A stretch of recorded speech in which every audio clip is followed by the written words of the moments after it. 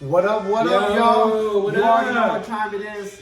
It's the second episode of the California Stoners League. Fantasy Foos. You already know we out here listening to some fool-ass music, Yeah. sparking up a joint, doing some fantasy food shit.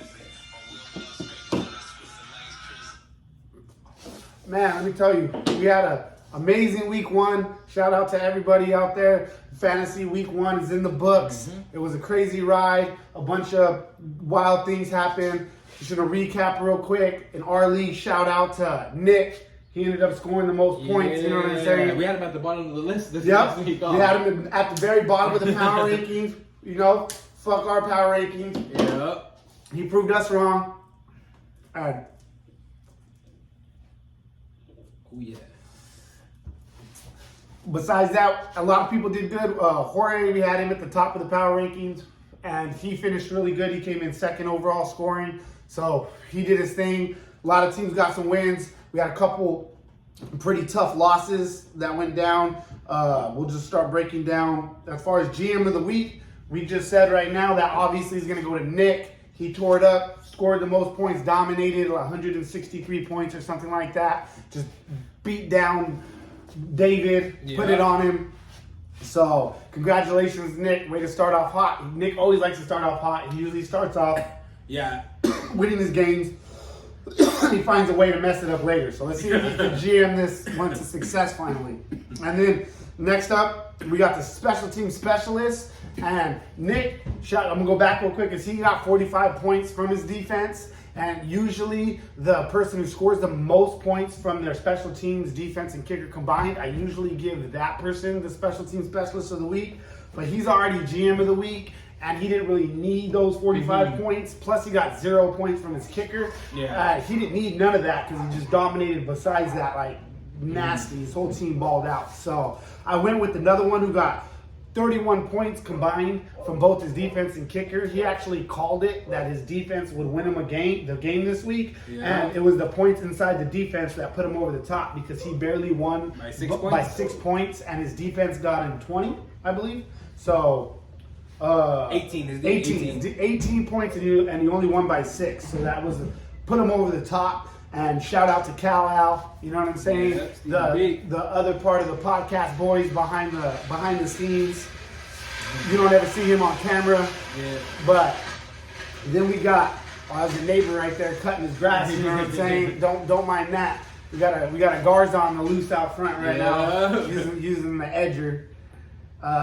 Next we got game of the week. Game of the week went to Bo versus Frankie. You know, it was a tough loss for Bo. He lost by 1 point. It came down to Monday night from the defense, and it was a nail biter the whole time. Both of their teams did good. Expecting a lot of good things from both of them, especially from where we had Tate ranked. He was at the bottom, right? I think we had him actually like last or very close to last. So he pulled it off. He pulled it off. I was actually surprised. Shout out to him. I did not have him on the Knowledge's Picks of the Week. So it's really hard to win when you don't make that list. So shout out to him. And next, we're going to go ahead and just chop it up with you real quick and get right into the segments. We got things we've seen. So we're just going to chop it up about a couple things personally that each one of us have seen. You know what I'm saying? And for me personally, I went with the Derrick Henry. And I don't know necessarily how this is going to affect his overall production fantasy-wise. I'm sure it might take some hit, but I'm sure he should be fine overall. But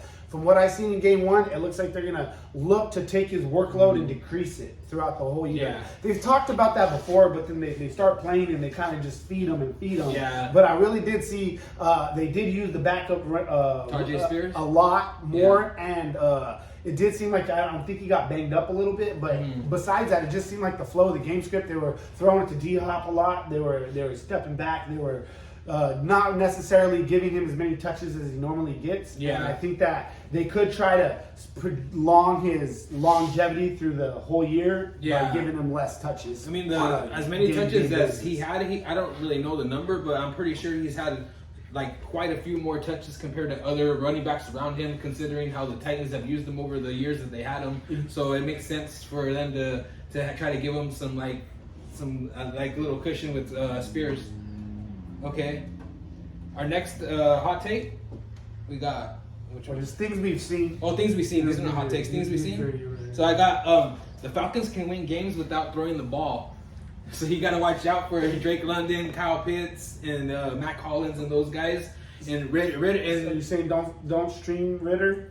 no, never. Yeah, no Ritter. Yeah, Not now. Yeah, and like the coach seems to like to play like that, whether they're losing or winning. He thinks he could win any game with running the ball, so he never feels the need to throw it. I mean, and you got Ritter too. He's not. I mean, I don't even think he threw over 200 yards last week. Maybe he did, but not a lot more than that. And then yeah, his coach actually did come out and say that if they're within 10 points. Even if they're down by 10 points, their focus is to run the ball and run the ball often. So they've been I don't know how many passes Ritter even threw last week, but it wasn't a lot. I know that much. Yeah, they played Carolina too, so I mean it was an easy game for them. So they probably didn't have to throw. So I mean you could be optimistic about that. But what I've seen last year, it seems like it's going on with this year too. That they're not going to be so as efficient with the throwing the ball, and that's okay for their team in real football. All right, yep. And then next thing that I seen is basically the Chiefs receivers is like a roulette table. Still, Yeah. nothing changed.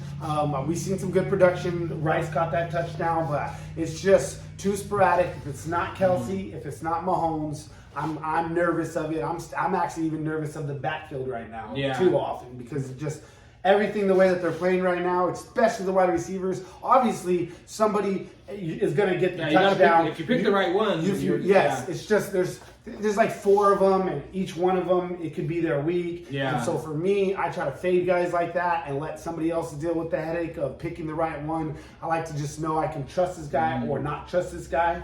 So that's one of those ones where you're like, well, Patrick Mahomes is the quarterback. Well, don't really matter with this. Yeah.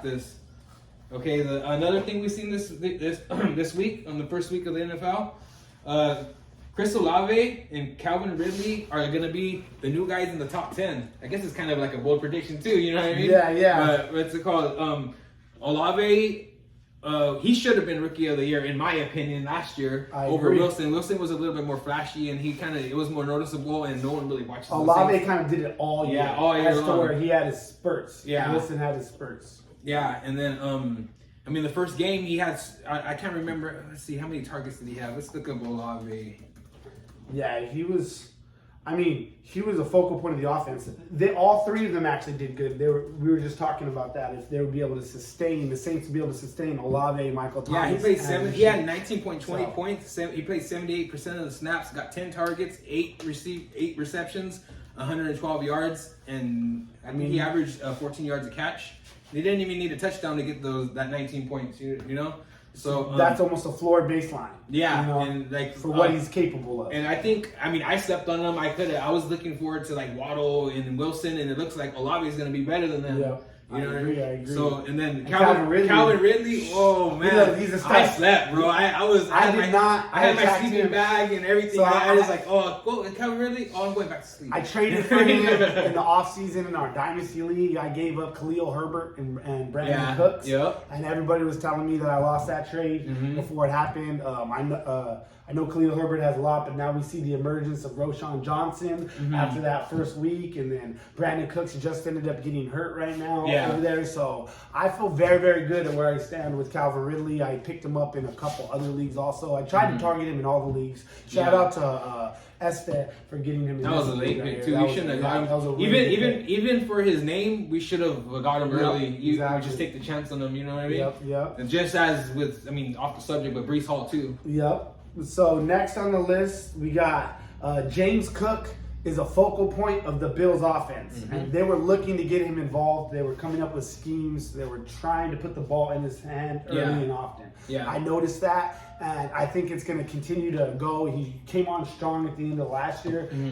He is one of my candidates for breakout stars of the year. And even though he only put up a double-digit fantasy points, but I feel like that was a floor in the first game, in a weird game against the Jets defense, who really looked like they came to play, especially after the injury to Favre. They were all over him. It was tough, and so we'll see how next week unravels and everything. But I really do think that James Cook, it looked like they were trying to involve him. Like they use the other guys in the other situations, but James Cook is the main one that they're gonna try to roll with.